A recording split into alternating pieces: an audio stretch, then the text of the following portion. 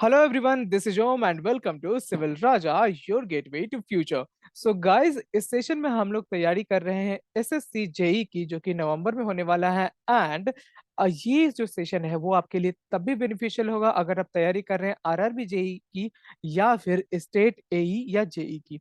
Okay, तो इस particular session में हम लोग डिस्कस करेंगे स्ट्रेंथ ऑफ मटेरियल को और आज का जो टॉपिक है वो है डक्टाइल एंड ब्रिटल मटेरियल। सो हम लोग डायरेक्टली अपने सेशन पे जंप करते हैं। तो यहाँ आपको दिख रहा होगा कि दो टाइप ऑफ मटेरियल होते हैं, एक होता है डक्टाइल, दूसरा होता है ब्रिटल मटेरियल। जो भी पॉइंट्स मैं यहाँ पे शो करने वाला हूँ आपको वो सबके सब काफी इंपॉर्टेंट है, तो आप अपने नोट्स में इसको डेफिनेटली लिखेंगे और अगर आपको ये सेशन पसंद आ रहा है तो इसे डेफिनेटली लाइक करेंगे और शेयर करेंगे। साथ ही साथ हमारे चैनल पे अगर आप नए हैं तो इसे सब्सक्राइब करना ना भूलें और उसके बगल में बेल आइकन होगा उसे प्रेस करके छोड़ दे। उसके बाद नोटिफिकेशन भेजना यूट्यूब का काम है। ओके, तो चलते हैं, पहले समझते हैं कि डक्टाइल मटेरियल क्या होता है और ब्रिटल मटेरियल क्या होता है। तो डक्टाइल मटेरियल वो सारे मटेरियल्स होते हैं जिसमें कि आप देख रहे होंगे कि कहीं ना कहीं से ये बेंड होता है, ये वार्निंग शो करता है। ब्रिटल मटेरियल क्या होता है कि अगर उस पर लोड पड़ेगा ना तो वो टूट जाएगा, डायरेक्टली टूटेगा, उसमें कोई बेंडिंग ये सब नहीं दिखेगा, वो डायरेक्टली ब्रेक हो जाता है। ब्रिटल मटेरियल के एग्जाम्पल है जैसे कि आपने सुना होगा कि कहीं गांव में लोग सो रहे हैं, अगर आपका लाइक राजस्थान साइड में घर है तो वहां पे जो छत थे वो भी ना पत्थर के बने होते थे। तो क्या होता था कि दादी नानी की कहानियों में आपने सुना होगा कि हमारे गांव में लोग सो रहे थे, अचानक से छत गिरी और सब मर गए। तो ऐसा क्यों होता था? क्योंकि वहां पे स्टोन का होता था और स्टोन जो है वो ब्रिटल इन प्रॉपर्टी है, तो वहां पे वो अचानक से टूट जाता था, वार्निंग साइन शो नहीं करता था। उसी तरीके से अगर आप ईंट फेंक के मारो तो क्या होगा, वो जो ईंट है कहीं से बेंड नहीं होगा, वो अचानक से टूट जाएगा।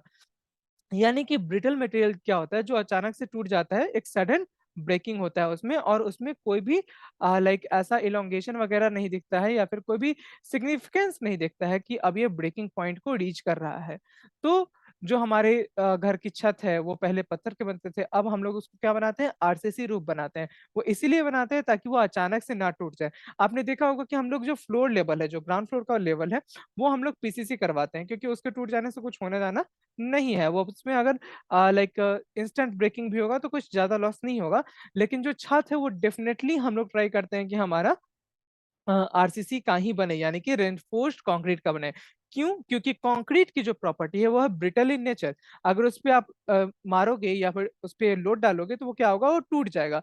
लेकिन आरसीसी कंक्रीट पे जब मारेंगे तो वो वार्निंग शो करेगा, वो पहले सैग करेगा, आपने देखा होगा, वो इस तरीके से झूल जाएगा। इस तरीके का स्ट्रेट छत है, वो यहाँ पे लोड लग रहा है तो ऐसे झूल जाएगा। उसके बाद धीरे धीरे झूलता है वो टूटेगा, तो सबको पता चल जाता है कि अब ये छत टूटने वाली है, तो इसको खुद से ही तोड़वा के इसको रिपेयर करवा लो या फिर एक नई छत बनवा लो। तो ये है कि हम लोग को डक्टाइल मटेरियल का कहाँ यूज होता है। ब्रिटल मटेरियल के आपके यूज तो ऑलरेडी बहुत ज्यादा जगहों पे होते हैं। अब आता है कि एग्जाम्पल देख लेते हैं कि डक्टाइल मटेरियल का एग्जाम्पल क्या होता है। तो मोस्टली जितने भी मेटल्स होते हैं वो सब डक्टाइल ही होते हैं, जो हम लोग रेगुलरली अपने कंस्ट्रक्शन में यूज करने जाते हैं। लेकिन अगर आपको एग्जाम में एग्जाम्पल लिखना हो तो आप लिखेंगे एल्युमिनियम, कॉपर, उसके बाद आरसीसी लिख सकते हो आप। तो ये सारी चीजें आप एग्जाम्पल में दे सकते हो। ब्रिटल के एग्जाम्पल में आप स्टोन लिख सकते हो, कंक्रीट लिख सकते हो, ब्रिक लिख सकते हो और बाकी सारी चीजें भी मैं आपको बताऊंगा। अभी हम लोग ने आयरन का जो टाइप है वो तीन टाइप के आयरन को पढ़ा होगा। पहला क्या है, रोट आयरन, दूसरा क्या है, माइल्ड स्टील और तीसरा क्या है, कास्ट आयरन। तो ये तीन टाइप का आयरन होता है और तीनों का कंपोजिशन जो होता है वो एलिमेंट वाइज सेम होता है, that is it is a composition of iron and carbon. तो दो चीजें होती है। तो रोट आयरन जो होता है वो प्योरेस्ट फॉर्म ऑफ आयरन रहेगा। क्यों? क्योंकि उसमें जो कार्बन का परसेंटेज है वो लेस देन 0.08% होता है। और ये चीज आपको मार्क करके भी रखनी है क्योंकि ये क्वेश्चन आता है कि रोट आयरन में आयरन का परसेंटेज कितना होता है। तो ये जो है 0.08% होता है। माइल्ड स्टील में कंपोजिशन क्या है, आयरन एंड कार्बन का जो परसेंटेज है वो कितना है, 0.12 से लेके 0.25% तक। ओके, सो माइल्ड स्टील में कार्बन का जो परसेंटेज है वो है हमारा 0.12 से लेके 0.25% तक। और कास्ट आयरन में जो आयरन का सॉरी आयरन एंड कार्बन का कंपोजिशन होता है, जिसमें कि कार्बन का जो परसेंटेज है वो कितना है, 2 से 4%। तो हम लोग को क्वेश्चन क्या बनता है, क्वेश्चन हमारे ये बनता है कि भाई रोट आयरन में हमारे पास कितना कार्बन का परसेंटेज होता है, that is less than 0.08%। Then mild steel में हमारे पास कितना होता है, वो होता है 0.12 से 0.25%। एंड देन कास्ट आयरन में हमारे पास कितना परसेंटेज होता है कार्बन का, वो होता है 2 to 4%। ओके, अब इस कार्बन के परसेंटेज के बढ़ने या घटने से क्या चीजें होती है, कार्बन के बढ़ने से आती है स्ट्रेंथ, इसलिए आपका जो कास्ट आयरन है वो स्ट्रॉन्गेस्ट आयरन रहेगा। और अगर स्ट्रेंथ तो बढ़ती है लेकिन साथ ही साथ क्या बढ़ जाती है, कार्बन के बढ़ने से बढ़ जाती है ब्रिटलनेस, यानी कि वो टूट जाता है, वो वार्निंग साइन शो नहीं करता है। तो आपका जो पाना दिखता होगा, जो रिंच आप बोलते हैं, तो उसको हम लोग क्यों यूज कर, उसमें क्या करते हैं, उसमें हम लोग कास्ट आयरन का यूज करते हैं, जिसको आप लोग कच्चा लोहा भी बोल सकते हो, ठीक है, क्योंकि वो पकाया नहीं होता है। पकने से क्या होगा, कार्बन जो है वो रिएक्ट करके कार्बन डाइऑक्साइड बन जाएगा, साथ ही साथ वो प्योरेस्ट फॉर्म ऑफ कार्बन में आयरन में आ जाएगा, जो कि माइल्ड स्टील या फिर रोट आयरन होता है। अब सब कार्बन का सबसे कम परसेंटेज किसमें है, वो है हमारा रोट आयरन में। यहाँ पे कार्बन का लीस्ट परसेंट है कितना है, 0.08%। अब मैंने कहा था कि कार्बन के परसेंटेज के बढ़ने से डक्ट ये ब्रिटलनेस बढ़ता है। ब्रिटलनेस बढ़ने का मतलब क्या है कि डक्टिलिटी आपका कम हो जाता है, राइट, क्योंकि ब्रिटल और डक्टाइल ये दोनों अपोजिट इन नेचर है। तो ब्रिटलनेस बढ़ गया, यानी कि कास्ट आयरन मोस्ट ब्रिटल होगा और रोट आयरन जो है का वो मोस्ट डक्टाइल होगा। लेकिन जो सबसे ज्यादा यूज होता है वो वो क्या होता है, वो होता है हमारा माइल्ड स्टील। अब माइल्ड स्टील सबसे ज्यादा यूज क्यों होता है, क्योंकि भाई इसमें दोनों ही बैलेंस्ड है। जितना हम लोग को क्या होता है कि रोट आयरन काफी सॉफ्ट आयरन हो जाता है, वो अगर हम लोग किसी काम को करेंगे तो बेंड हो जाएगा, राइट, तो सॉफ्टनेस ज्यादा होती है, तो उतना ज्यादा सॉफ्ट आयरन भी हमारे बहुत काम का नहीं होता है। और कास्ट आयरन बहुत ज्यादा ब्रिटल इन नेचर हो जाता है, तो वो भी हम हर जगह यूज नहीं कर सकते हैं। माइल्ड स्टील जो है वो एक बैलेंस बना के चलता है, वो बहुत ज्यादा सॉफ्ट भी नहीं है, वो बहुत ज्यादा ब्रिटल भी नहीं है, ठीक है। तो ये एक बैलेंस बना के चलता है, और उसका जो कार्बन का परसेंटेज है माइल्ड स्टील में वो है 0.12 से 0.25%। अब मैं इतना ज्यादा अगर परसेंटेज पे इंसिस्ट कर रहा हूँ, तो भाई मान लो कि यहाँ पे क्वेश्चन जो है वो बनते हैं जो एसएससी एग्जाम में पूछे जाते हैं, ठीक है। तो एसएससी जेई के लिए ये सारी चीजें इंपॉर्टेंट है। जो भी परसेंटेज है आप स्क्रीनशॉट ले लो, ताकि आप बाद में इसका नोट्स भी लिख सको, ओके। अब यहाँ पे उसी बात को कहा गया है कि कार्बन के बढ़ने से क्या होगा, डक्टिलिटी कम हो जाएगा, लेकिन स्ट्रेंथ जो है वो बढ़ जाएगा, ब्रिटलनेस जो है वो भी बढ़ जाएगा। अब ब्रिटल मटेरियल के एग्जांपल में देखा जाए तो वो होता है हमारे पास cast iron, concrete and stone, brick, glass. Glass तो आप सब जानते हैं, गिरता है टूट गया, छन से जो टूटा कोई सपना टाइप का ग्लास टूट जाता है। एंड जो डक्टाइल मटेरियल है वो क्या होता है, वो हमारे पास होता है माइल्ड स्टील, जो कि मैंने एग्जाम्पल में भी लिया। और जो सबसे ज्यादा यूज होने वाला आयरन है वो हमारा माइल्ड स्टील ही है। उसके बाद है अल्युमिनियम, कॉपर, रबर। जो आप रबर देखते हो वो काफी ज्यादा इलास्टिक इन नेचर होता है, यानी काफी ज्यादा डक्टाइल इन नेचर है। तो इसलिए डक्टाइल के मटेरियल के एग्जाम्पल में हम लोग रबर को भी लिख सकते हैं, या फिर माइल्ड स्टील, अल्युमिनियम या कॉपर लिख सकते हैं। अब आ जाते हैं इसके डिफरेंसेस के ऊपर। तो आज के सेशन में हम लोग ductile material and brittle material के बारे में ही पढ़ेंगे। तो अभी हम लोग इसके डिफरेंस को समझ लेते हैं। तो ये जो क्वेश्चन है वो मेंस में आता है, ठीक है। तो यहाँ पे ऑन टोटल आप देख सकते हो कि यहाँ पे 5 पॉइंट है और छठा हमारा एग्जाम्पल है, ओके। तो ये जो मेंस का क्वेश्चन है 10 नंबर का क्वेश्चन आता है, आपको अच्छे से इसको नोट्स बना लेना है और मेंस के टाइम में रिवाइज कर लेना है। फ्री के टाइम में आप इसको बस पढ़ भी लोगे तो भी याद हो जाएगा, क्योंकि इतने अच्छे से तो एक्सप्लेन किया जा रहा होगा। और अगर आपको लगता है कि अच्छे से एक्सप्लेन हो रहा है, तो सेशन को लाइक करके इसे अपने दोस्तों के साथ शेयर जरूर कर दें, और चैनल पे नए हैं तो इसको सब्सक्राइब करके क्या करना है, बेल आइकन को प्रेस करना है, ओके। नेक्स्ट चलते हैं। अच्छा, सबको ये पता होना चाहिए कि जो हमारी सेशन है, जो सोम पे आ रही है, यानी कि स्ट्रेंथ ऑफ मटेरियल पे आ रही है, वो सिविल राजा के चैनल पे आ रही है, और रोज 2 PM में ये रिलीज होता है। तो आप उसको नोटिफाई भी कर सकते हो, या फिर अपने हिसाब से टाइम को मैनेज करके इसे देख सकते हो।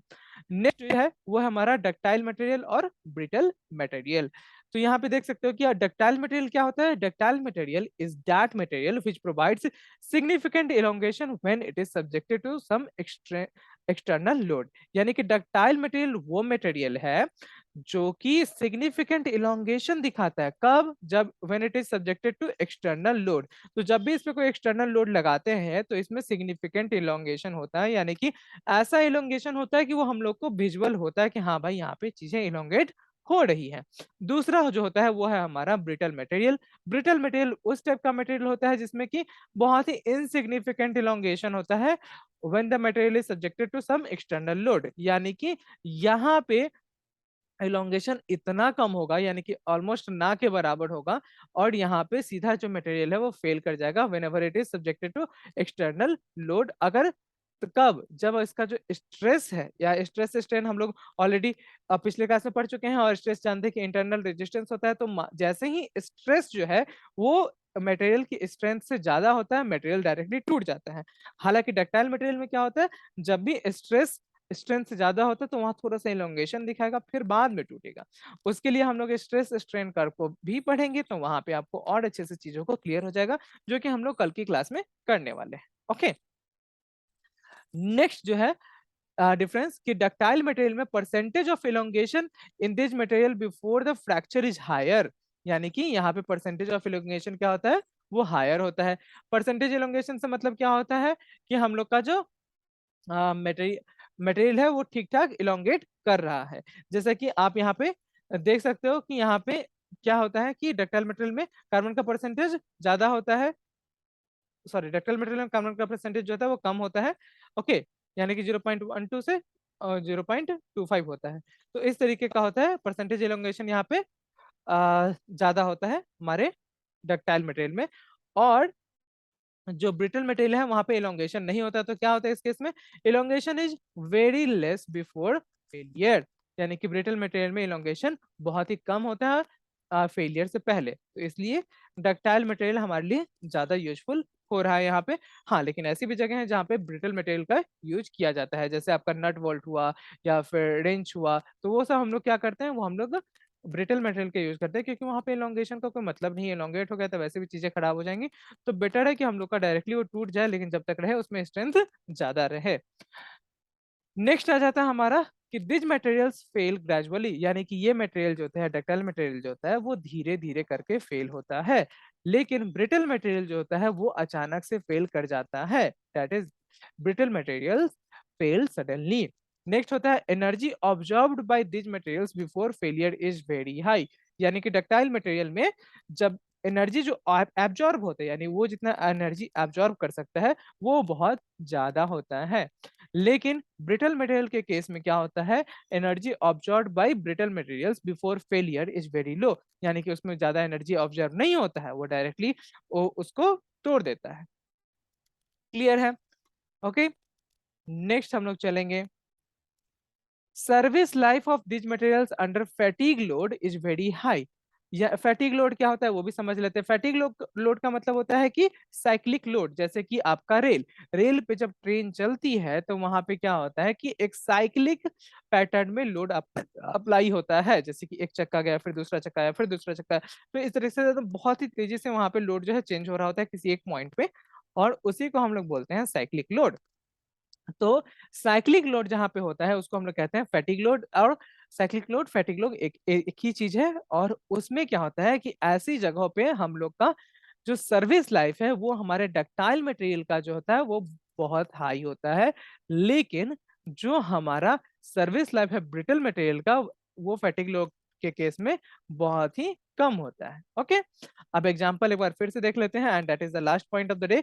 सो एग्जांपल है mild steel, aluminium, copper, rubber etcetera, और साथ ही साथ जो हमारा ब्रिटल मटेरियल है उसका एग्जांपल क्या हो जाता है, वो हो जाता है हमारा cast iron, glass, brick, concrete, stone etcetera.